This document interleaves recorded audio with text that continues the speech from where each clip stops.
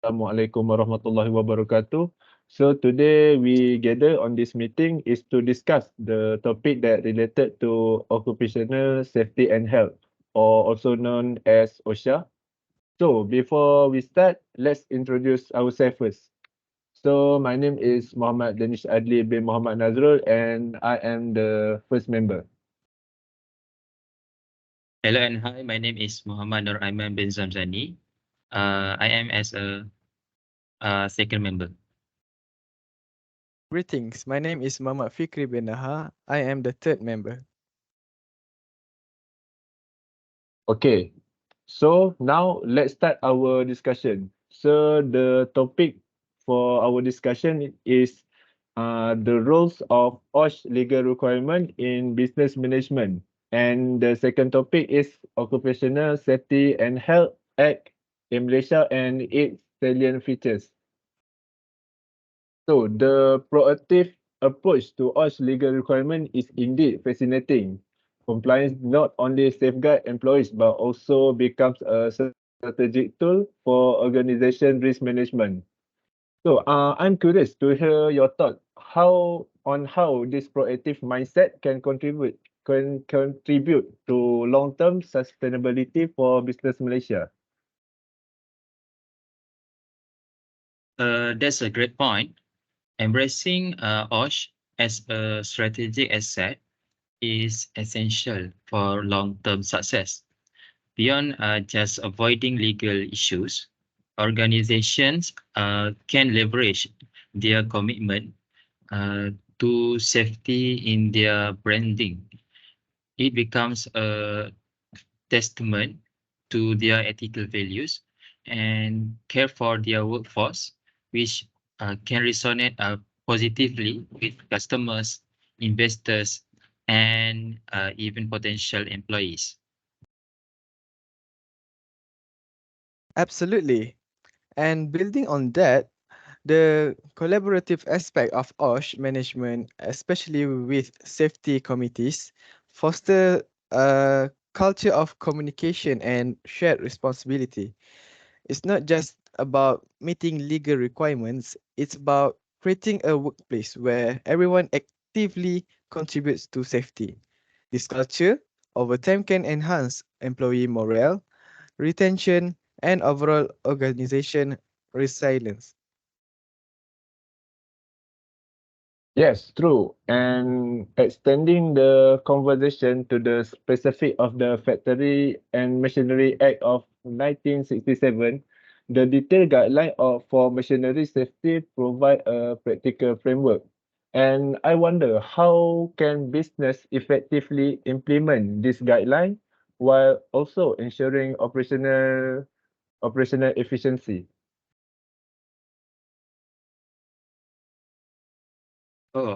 That's a critical consideration. Balancing safety and operational efficiency is a key. One approach could be integrating safety measures into routine operations, making them an intrinsic part of the workflow. So this way, employees are more likely to follow safety protocol seamlessly, and it becomes ingrained in the organizational culture. Yes, building on that, programs become crucial in ensuring that employees not only understand the safety guidelines but also see their relevance in day-to-day tasks. Creating a strong safety culture requires continuous education and reinforcement, and trainings plays a pivotal role in achieving this integration. Of course, absolutely. And it brings us back to the idea of continuous improvement. Training and regular assessment provide a valuable feedback loops for organization.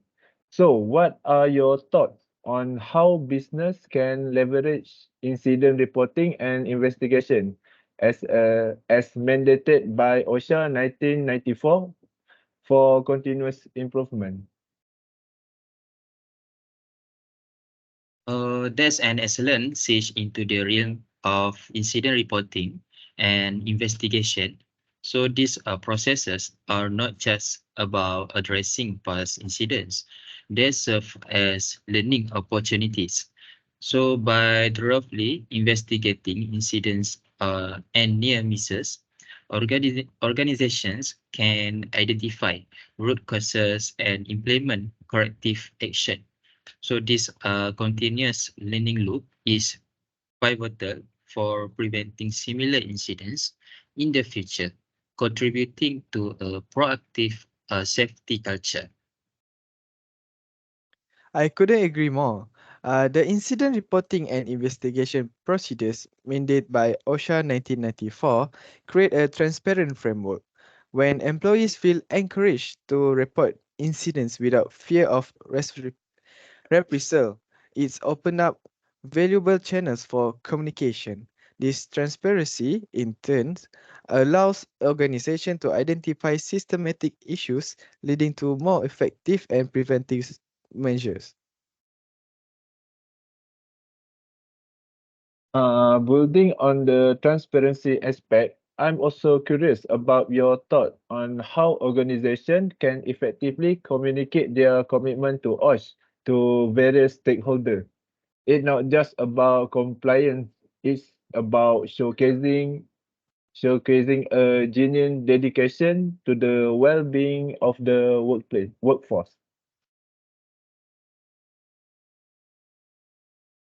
Communication is a key indeed. One approach could be integrating OSH initiative into broader corporate communications. So this includes highlighting safety achievements, ongoing training programs, and perhaps even featuring safety committee activities in internal newsletter or company-wide updates. So by making OSH a visible and integral part of the organizational narrative, businesses can demonstrate their commitment to stakeholder. Yes, the external communication is equally important. Organization can leverage their commitment to OSH in marketing materials and social responsibility reports. This not only aligns with societal expectation but also position the company as a responsible and caring entity. Investors and customers increasingly value business that prioritize not only just profits but also the well-being of their workforce. I think that's bring us to the broader societal impact. So, how do you see the role of business, especially in Malaysia, in influencing and contributing to a culture of safety beyond their own premise? Excellent point. Business can play a significant role in community outreach and education. Initiatives like sharing safety tips with local communities or conducting workshops on occupational safety can have a positive ripple effect by actively participating in and contributing to the broader safety discourse. Business can influence not just their own employees, but also the community at large.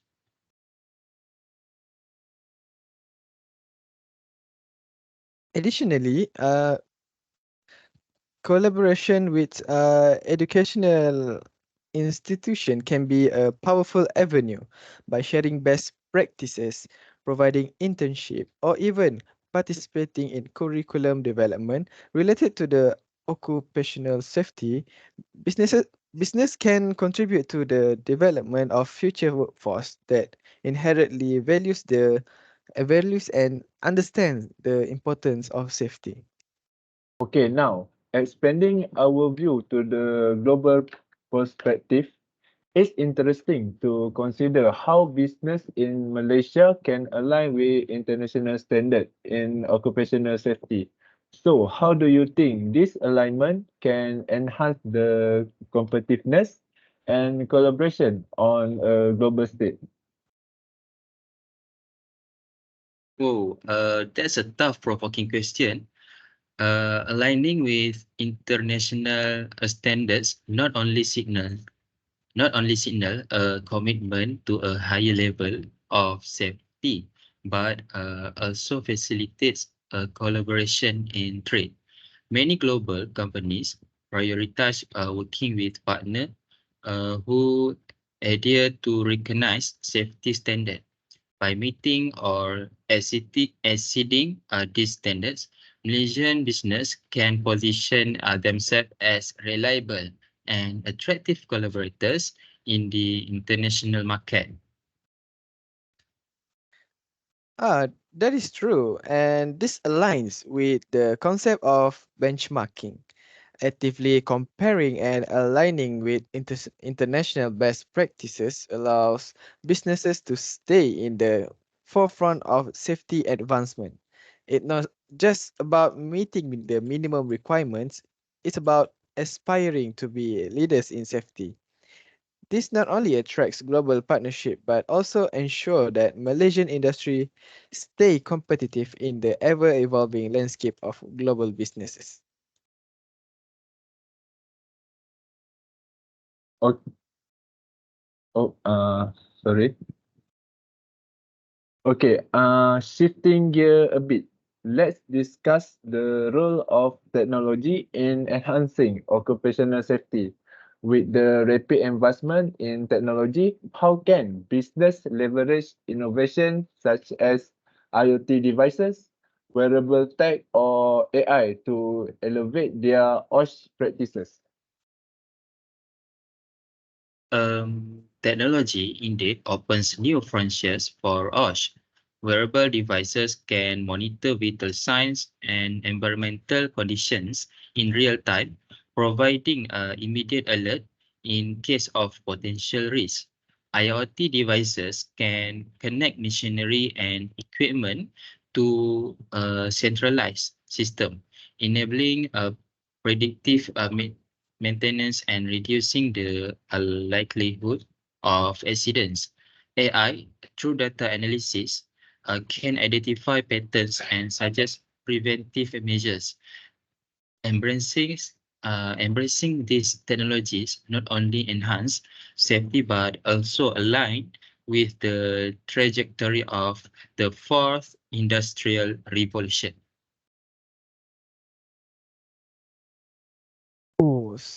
Moreover, technology can streamline reporting and communication. Mobile apps or digital platform can facilitate quick incidents reporting and ensure timely response. This not only makes the process more efficient, but also encourage the culture of active participation in safety measures. The employees can feel more empowered when they have easy to use tools that at their disposal to contribute to a safer work environment.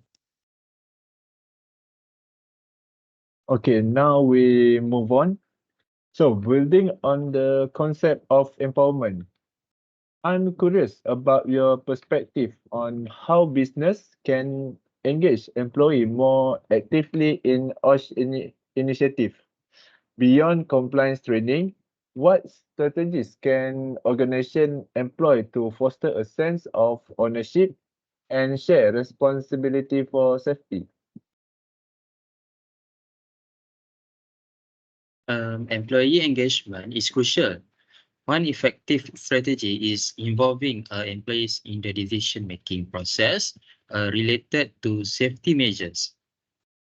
This can range from including them in safety committee discussion to seeking their input on the development of new safety protocol.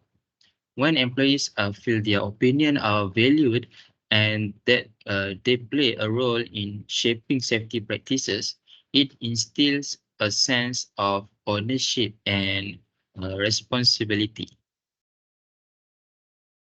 Yes, recognition programs also play a part. Acknowledging and celebrating individual or teams for their contributions to safety reinforce the importance of these efforts. It creates a positive feedback loop motivating employees to actively participate in OSHE initiative. Additionally, regular communication on safety achievement and milestones keeps the workforce informed and engaged in the organization's safety journey. Oh, wow, I'm intrigued by the concept of standardization. So, how do you think advancement in technology, particularly in data analytics, can contribute to the standardization of such safety practices across different industries? Can data-driven insight lead to more universally applicable safety standards? Absolutely. Data analytics can be a game changer by collecting and analyzing safety data across industry. We can identify a trend, common risk factor, and successful intervention.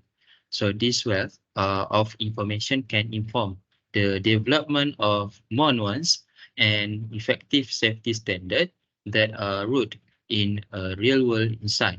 So it moves us from a one-size-fits-all approach to a more adaptive and data-driven model. Yes, moreover, technology can facilitate real-time monitoring and reporting, allowing industries to stay agile in response to emerging safety challenges. The dynamic nature of technology enables the continuous refinement of safety protocols based on the latest data, creating a more responsive and adaptive safety ecosystem, my bad. Okay, now considering the importance of continuous improvement, how do you see the role of external certification or audit in validating and enhancing an organization's OSH practices? Can this external evaluation contribute to a culture of excellence in safety? External certifications and audits serve as valuable benchmarks. Achieving and maintaining certifications demonstrates a commitment to meeting recognized safety standards. So this external validation not only enhance the credibility of the organization, but also act as a motivator for ongoing improvement. So knowing that your safety practices are subject to external scrutiny, encourage organization to strive for excellence beyond mere compliance. Yes, additionally, certification can be instrumental in building trust with stakeholders, including customers, investors, and employees. It signals to the external world that the organization takes safety seriously and has met rigorous standards. This trust is crucial for long-term sustainability and can positively influence the organization's reputation within the industry and beyond. Okay, actually, I'm curious about the role of education and training and in OSH. So, how can business ensure to their workforce and adequately train?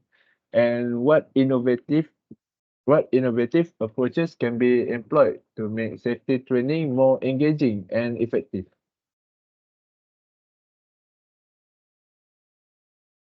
Engaging and effective training is vital. Incorporating interactive elements such as simulations, virtual reality, or gamification can make a safety training more engaging and memorable. So these innovative approaches not only enhance learning retention, but also cater to different learning styles within the workforce.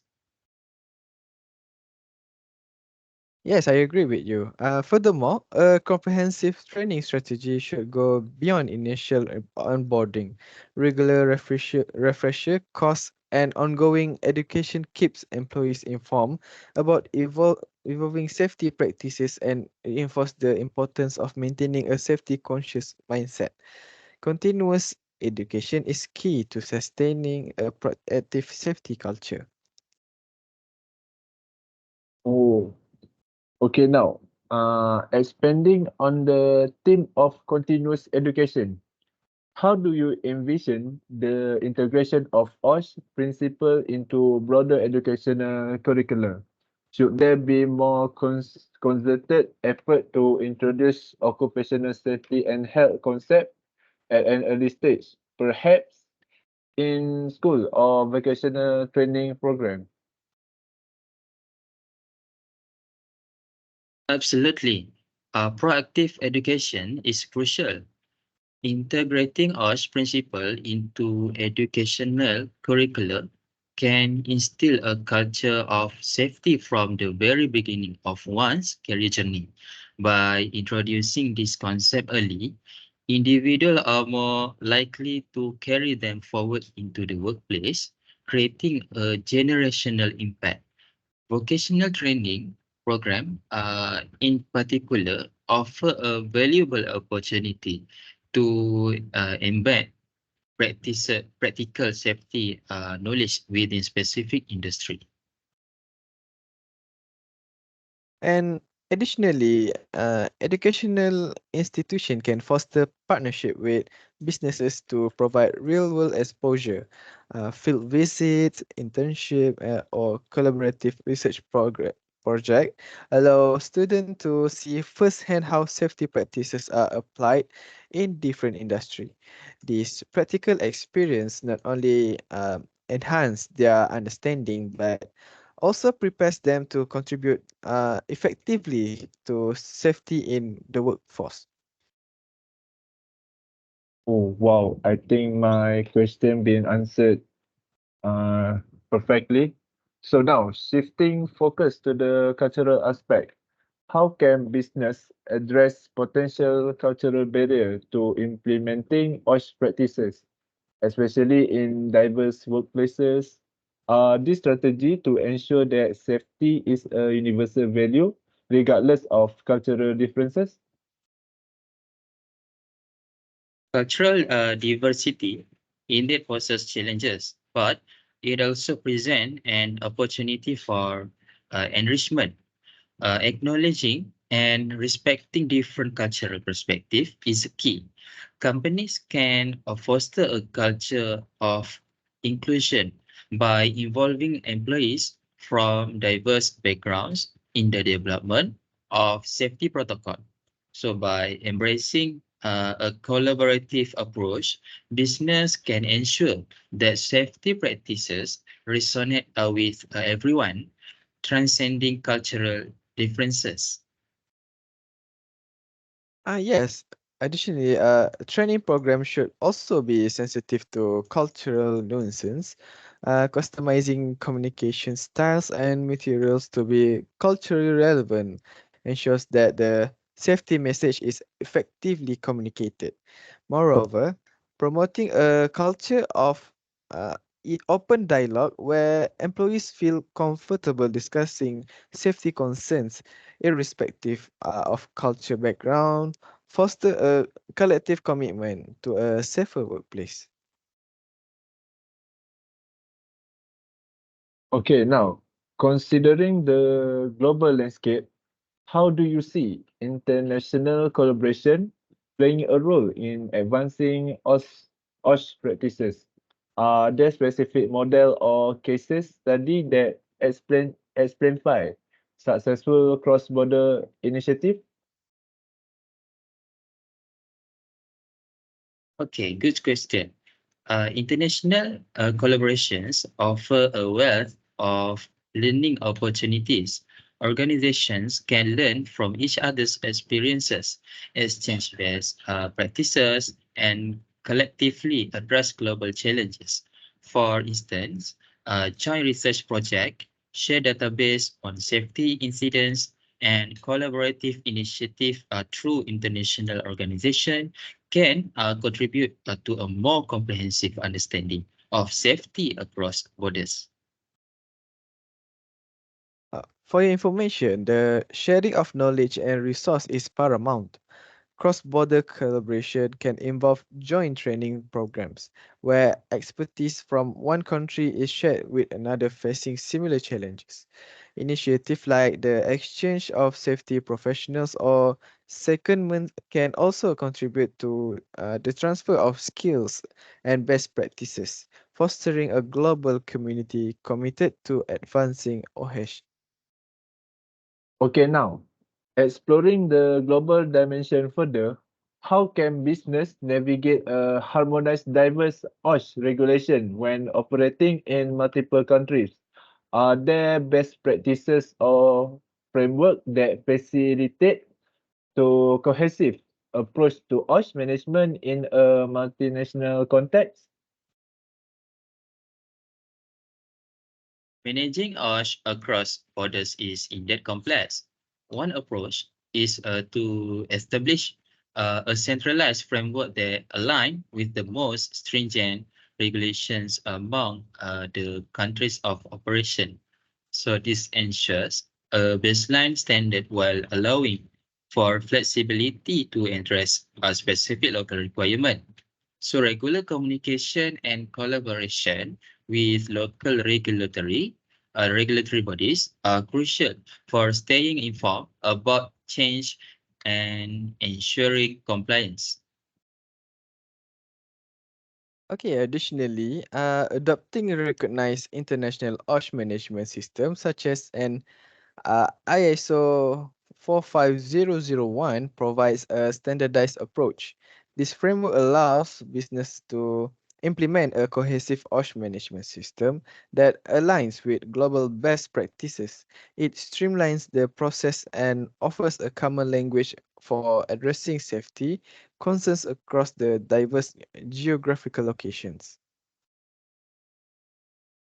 Okay, now we move on.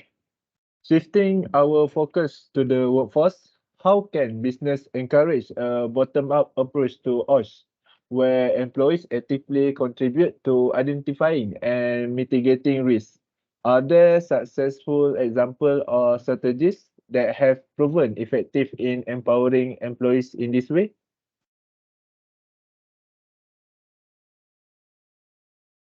Empowering employees in safety matters involve creating a culture where their input is not only evaluated but actively sought. Establishing safety committees with a diverse representation of employees allow for different perspectives to be considered. Recognition program for proactive safety contribution can further motivate employees to actively engage in identifying and addressing risks.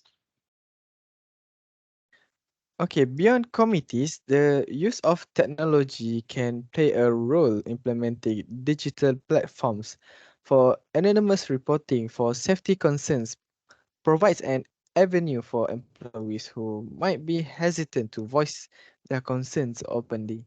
This ensures that a wide range of insight is considered, contributing to a more comprehensive approach to OSH.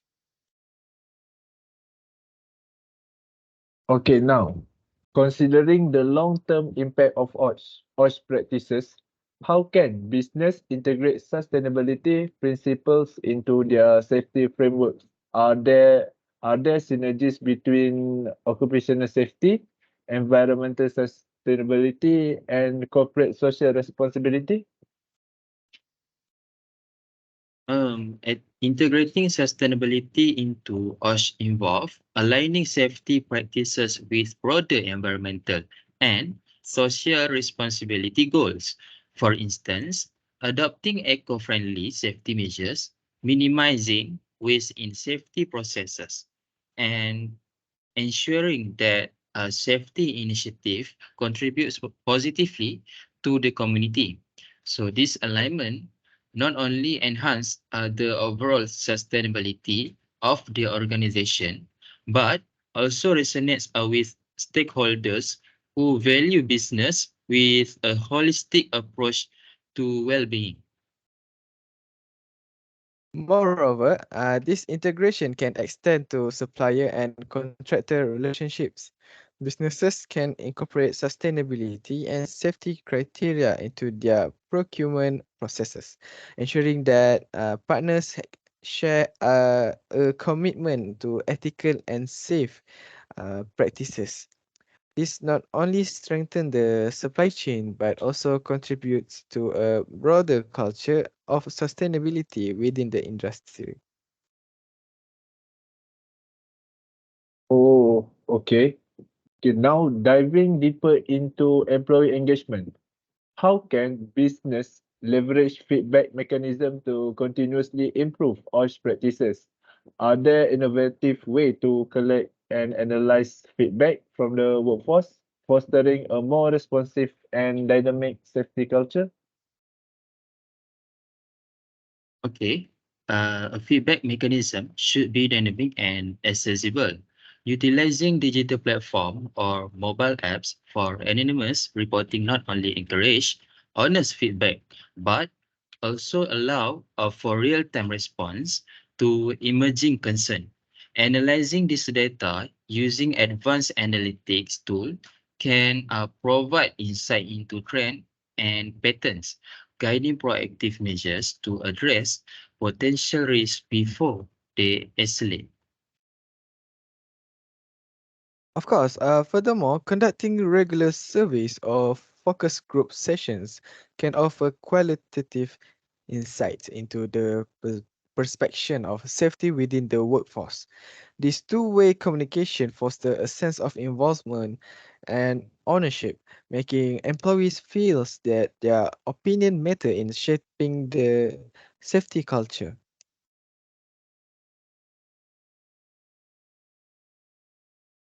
Okay, now considering the intersection of OSH and human resources, how can businesses ensure that OSH practices are integrated seamlessly into HR policies and procedure?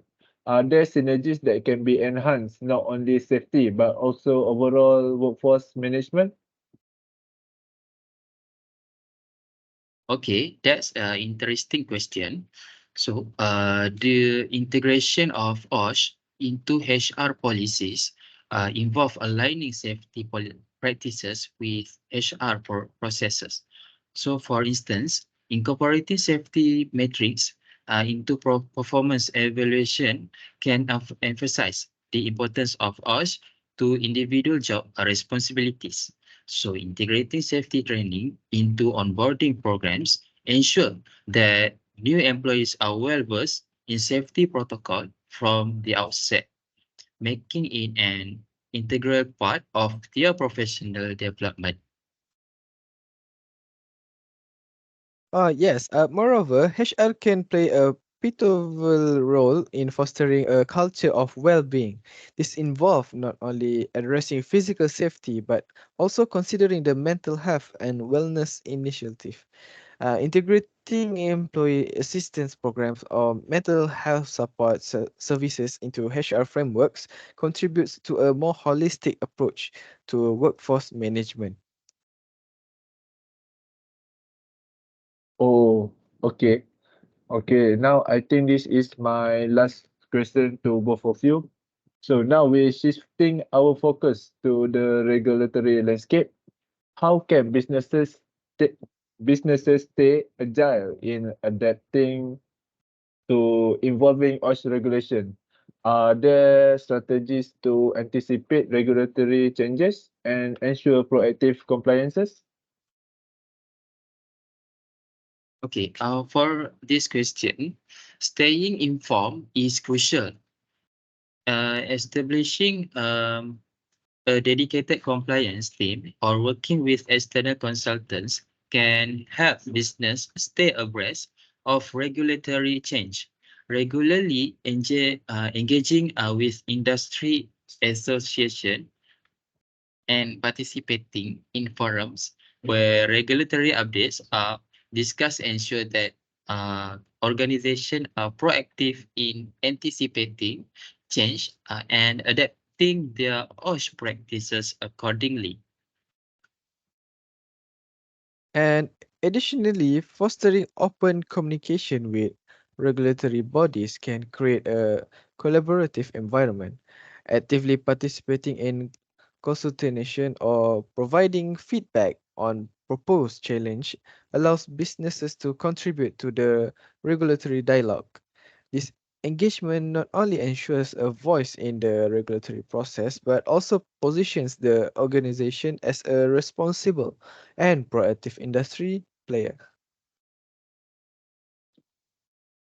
Okay, wow, I think all of those are great insight that we all have gained today. So now we already come to the end of the discussion. So to conclude from this discussion, we already discussed about our main topic, which is the role and OSHE legal requirement in business management and Occupational Safety and Health Act in Malaysia and its salient features.